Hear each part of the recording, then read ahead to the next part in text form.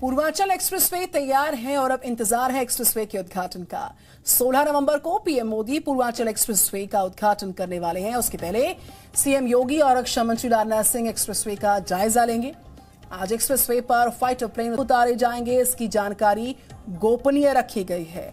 जानकारों का मानना है कि पूर्वांचल एक्सप्रेसवे पर बनी हवाई पट्टी पर किसी भी तरह का विमान उतारा जा सकता है। इन तस्वीरों को आपने भी देखा होगा जब अखिलेश यादव की सरकार ने एक्सप्रेसवे पर फाइटर प्लेन उतारा था और अब योगी सरकार पूर्वांचल एक्सप्रेसवे पर फाइटर प्लेन उतारकर अखिलेश को जवाब देगी। पूर्वांचल एक्सप्रेसवे का उद्घाटन तो 4 दिन बाद पीएम मोदी करेंगे। उसके पहले रक्षा मंत्री राजनाथ सिंह एक्सप्रेसवे का जायजा लेने पहुंचे। सीएम योगी भी उद्घाटन से पहले पूर्वांचल एक्सप्रेसवे के दौरे पर हैं। आज नई एयर स्ट्रिप पर फाइटर प्लेन उतारने का ट्रायल हो रहा है। प्रदेश के अंदर एक्सप्रेसवेज का और हाईवेज का एक बहुत अच्छा जाल फैला है। एयर कनेक्टिविटी में उत्तर प्रदेश ने बहुत प्रगति की है। मुझे बताते हुए प्रसन्नता है कि 2017 तक हमारे पास केवल 2 एयरपोर्ट हमारे फंक्शनल थे। आज हमारे 9 एयरपोर्ट फंक्शनल हैं और हम लोग वर्तमान में लगभग 12 नए एयरपोर्ट के निर्माण की कार्रवाई को तेजी के साथ आगे बढ़ा रहे हैं। 16 नवंबर को जब पीएम मोदी पूर्वांचल एक्सप्रेस का उद्घाटन करेंगे, तब पीएम मोदी के सामने नई एयर स्ट्रिप पर फाइटर प्लेन उतारे जाएंगे। इसके लिए कूरेभार थाने में एयर ट्रैफिक सिग्नल कंट्रोलर लगाया गया है। कितने बजे कितने फाइटर प्लेन उतरेंगे, सेना के अधिकारियों ने इसे गोपनीय रखा है। पूर्वांचल एक्सप्रेसवे पर बनी हवाई पट्टी पर किसी भी तरह का विमान उतारा जा सकता है। इस पे जितने भी हमारे बड़े विमान हैं वो इस पे उतारे जा सकते हैं और आपातकालीन स्थिति में जितने भी लड़ाकू विमान हैं इनको जो है उतारा जाएगा। और बहुत जल्दी, चूंकि अब एक्सप्रेसवे आप देख रहे हैं कि पूरी तरह से तैयार है और मेन कैरिज में पूरी तरह से हमारा अब जो है इस पे लोग, वैसे हम लोगों ने ऑफिशियली तो अभी नहीं खोला है लेकिन अनऑफिशियली ट्रैफिक चल भी रहा है। तो मतलब उस लिहाज से आपातकालीन स्थिति में लड़ाकू विमानों की लैंडिंग और टेक ऑफ में इस एयर स्ट्रिप का बेहतरीन इस्तेमाल करेगा। इससे पहले आगरा एक्सप्रेसवे पर मिराज 2000, जगुआर, सुखोई 30 और सुपर हरकुलिस जैसे जहाज सफलतापूर्वक उतारे जा चुके हैं। कहा जा रहा है कि इन हवाई पट्टियों से भारतीय लड़ाकू विमान पाकिस्तान और चीन पर तुरंत एक्शन ले सकते हैं। एक्सप्रेसवे के जरिए यूपी के 9 जिले आपस में जुड़ेंगे। इनमें लखनऊ के अलावा सुल्तानपुर, फैजाबाद, अंबेडकर नगर, आजमगढ़, बाराबंकी, अमेठी, मऊ, बलिया और गाजीपुर शामिल हैं। पूर्वांचल एक्सप्रेस के जरिए लखनऊ से गाजीपुर का तकरीबन 301 किलोमीटर का सफर 3.5 घंटे में पूरा हो सकेगा। ये ग्रीनफील्ड एक्सप्रेसवे है जो भी 6 लेन का बनाया गया है और फ्यूचर में इसको हम 8 लेन एक्सटेंडेबल कर सकते हैं। इसीलिए इस एक्सप्रेसवे पे जितनी भी स्ट्रक्चर्स हैं वो 8 लेन की बनाई गई है। फ्यूचर में ट्रैफिक बढ़ेगा, आप जान रहे हैं कि आसपास से डेवलपमेंट होगा, ट्रैफिक बढ़ेगा, तो उसके देखते हुए 301 किलोमीटर लंबे एक्सप्रेसवे पर सुरक्षित सफर के लिए पुख्ता इंतजाम किए गए हैं। इस पर एडवांस ट्रैफिक मैनेजमेंट सिस्टम लागू किया गया है। हादसे का सबब बनने वाले पशुओं को रोकने के लिए एक्सप्रेसवे के दोनों तरफ फेंसिंग की गई है। इसके अलावा आवारा पशुओं को पकड़ने के लिए कई टीमें एक्सप्रेसवे पर तैनात की गई हैं। विशाल पांडे के साथ ब्यूरो रिपोर्ट, जी मीडिया। तो पूर्वांचल एक्सप्रेसवे तैयार है और अब इंतजार है कि कब उसका उद्घाटन होगा। 16 तारीख है जब प्रधानमंत्री नरेंद्र मोदी एक्सप्रेसवे का उद्घाटन करने वाले हैं। उसके पहले सीएम योगी, रक्षा मंत्री एक्सप्रेसवे का जायजा लेंगे और आज एक्सप्रेसवे पर फाइटर प्लेन उतारने की तैयारी चल रही है, जिसको हम लगातार आप तक पहुंचाएंगे। इसके लिए आपको बताएं, जो कूरेभार थाने इलाके हैं उसमें एयर ट्रैफिक सिग्नल कंट्रोलर लगा दिए गए, लेकिन फाइटर प्लेन कब उतारे जाएंगे इसकी जानकारी फिलहाल गोपनीय है। जानकार मानते हैं कि पूर्वांचल एक्सप्रेसवे पर बनी हवाई पट्टी जो है उस पर किसी भी तरह का विमान उतारा जा सकता है। और कहां से कहां तक का सफर इसका होगा, लखनऊ से गाजीपुर तक का सफर होगा और 3.5 घंटों में इस सफर को पूरा किया जा सकेगा।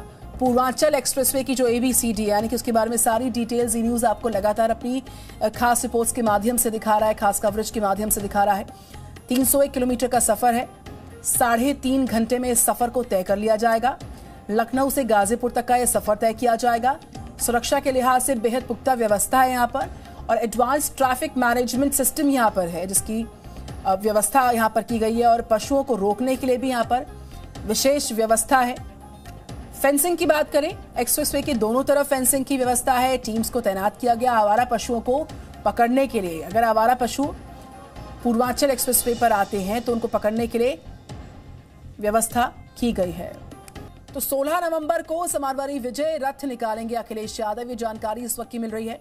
आपको बताएं, गाजीपुर में पूर्वांचल एक्सप्रेसवे से शुरू करेंगे अपनी रथ यात्रा को। गाजीपुर से आजमगढ़ तक अखिलेश अपनी रथ यात्रा को चलाएंगे और 16 नवंबर पूर्वांचल एक्सप्रेसवे का उद्घाटन पीएम मोदी द्वारा किया जाएगा।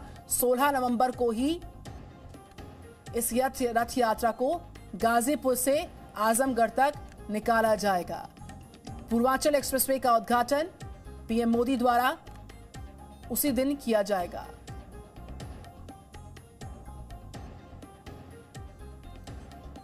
तो बीजेपी पूर्वांचल में लगातार पूरा जोर लगा रही है। पूर्वांचल एक्सप्रेसवे का उद्घाटन होने वाला है।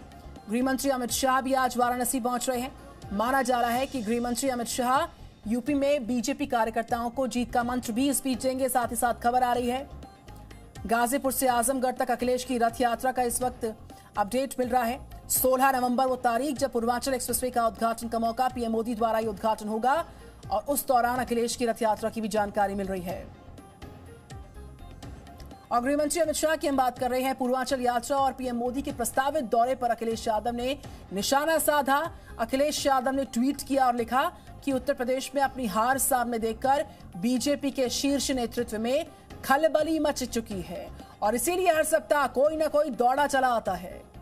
उत्तर प्रदेश में बीजेपी की हार का डर जितना बढ़ेगा उतने ही उत्तर प्रदेश में बीजेपी के नेताओं के दौरे भी बढ़ते जाएंगे। उत्तर प्रदेश की जनता लखीमपुर की जीप में बीजेपी का पराजय जुलूस निकालेगी। इस खबर पर करते हैं बात। विशाल पांडे जुड़ चुके हैं मेरे साथ। विशाल, जिस तरीके से 16 तारीख को प्रधानमंत्री नरेंद्र मोदी पूर्वांचल एक्सप्रेसवे का उद्घाटन करेंगे, शाह का पूर्वांचल दौरा और उसके बीचों बीच रथ यात्रा का ऐलान, अखिलेश यादव को मौका मिल गया राजनीति चमकाने का और एक ट्वीट के जरिए निशाना साधने का। कई बातों का जिक्र किया गया है अखिलेश यादव द्वारा इस ट्वीट में।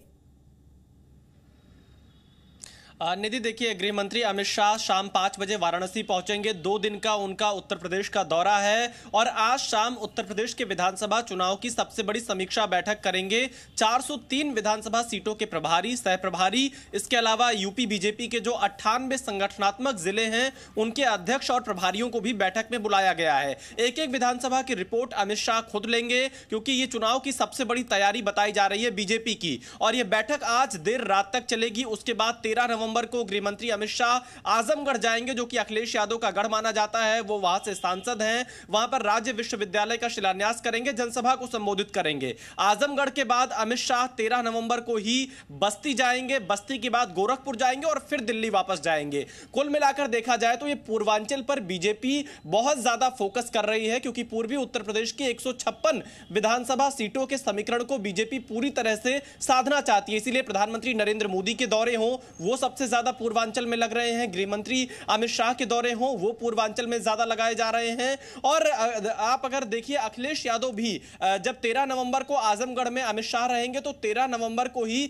अखिलेश यादव योगी के गढ़ गोरखपुर में रथ यात्रा चलाएंगे। इसके अलावा 16 नवंबर को जब प्रधानमंत्री नरेंद्र मोदी पूर्वांचल एक्सप्रेसवे का उद्घाटन सुल्तानपुर से करेंगे तो उसी दिन पूर्वांचल के गाजीपुर से पूर्वांचल एक्सप्रेसवे से ही अखिलेश यादव अपनी रथ यात्रा की शुरुआत करेंगे। यानी आप ये कह सकती हैं कि पूर्वांचल एक बहुत बड़ा सियासत का केंद्र बनता जा रहा है और पूर्वांचल के बारे में यह कहा जाता है कि जो यहां से जीतता है वो लखनऊ की सत्ता तक पहुंचता है। और अगर पिछले चुनाव के नतीजे देखें तो 156 विधानसभा सीटों में से 118 विधानसभा सीटें बीजेपी अपने सहयोगी दलों के साथ पूर्वी यूपी में जीती थी।